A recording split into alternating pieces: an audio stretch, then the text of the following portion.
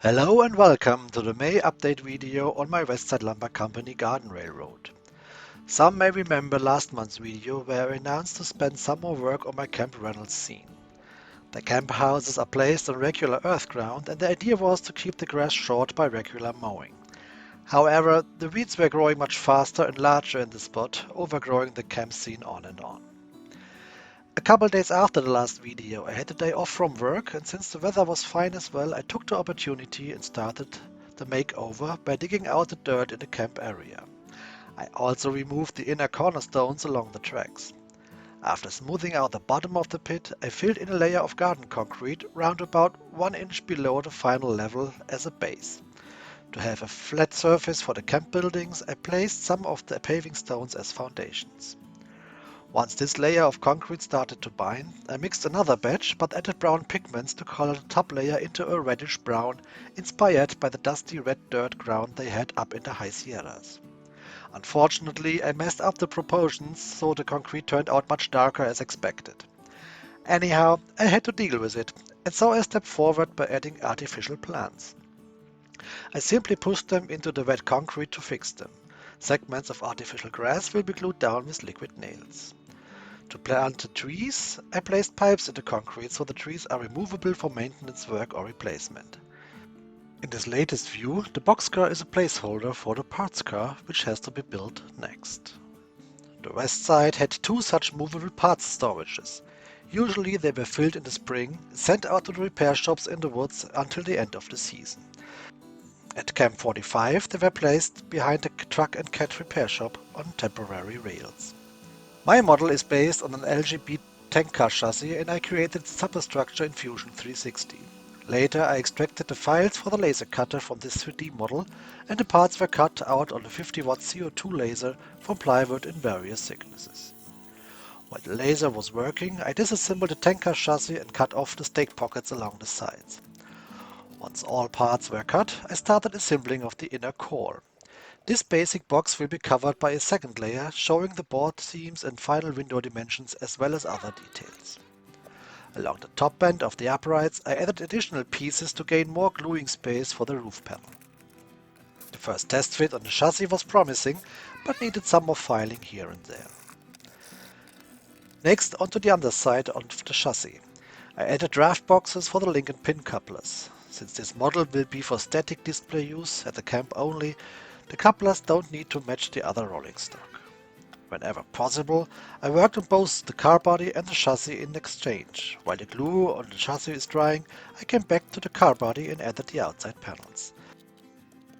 Small parts, such as the door hinges, were created in Fusion 360 as well and 3D printed in resin. To get the chassis prepared for final assembly, I added some Westside reddish paint to the cross members and the frame. After a final test fit on the chassis, it was time to glue the roof in place and cover the car body in paint as well. The window frames were added as separate pieces, making painting much easier. The laser cut window frames were glued to clear styrene and installed in the car body. The roof cover is made from an old black t-shirt, which I already used on the cabooses. It's glued on with overhang, which is later cut off with a cutter knife. As usual, the drying phase was used to spend final touches to the chassis. I added brake hoses and prepared everything for the final assembly of the car body and chassis.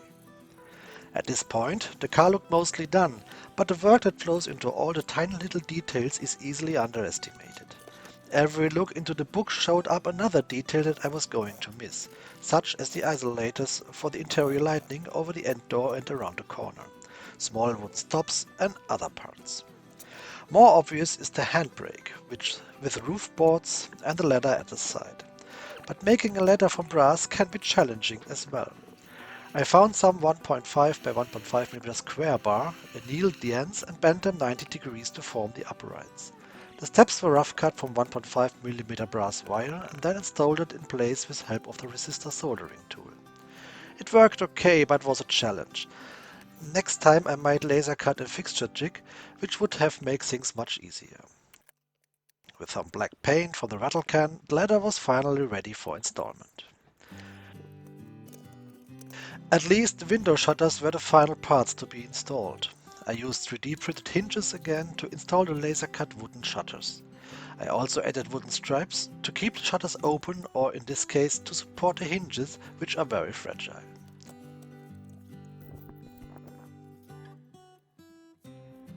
And here we have the finished car. So let's take a train and travel up to Camp Reynolds and watch the final scene so far. Today, the 12 spot is out on the line, bringing a dead log truck from Buffalo Landing to Camp Reynolds for repair. She also hauled coffin tank car number 5, which is running fuel service for the trucks and caterpillars out in the woods.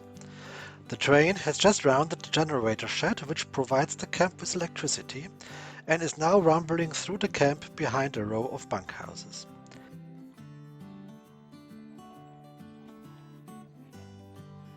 The parts car is placed beside the truck repair shop, which is modeled after plans of the cable splicer shed at Camp 45.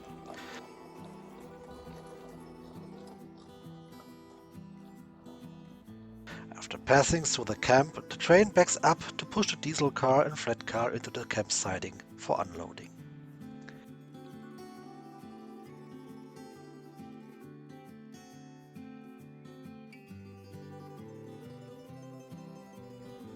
So this is the actual camp scene so far. We have the generator shed in the background, and the small buildings in the foreground are used to store lubricants like oil, grease, or tools and other small parts. These two buildings here will represent the cat and repair shop for trucks, caterpillars and other stuff, while the bunkhouses in the background are the home of the crew members here in the camp.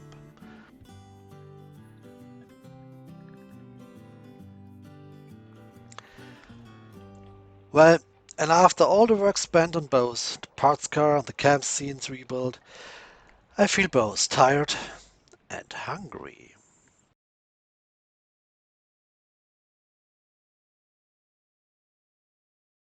Thanks for watching and see you next time.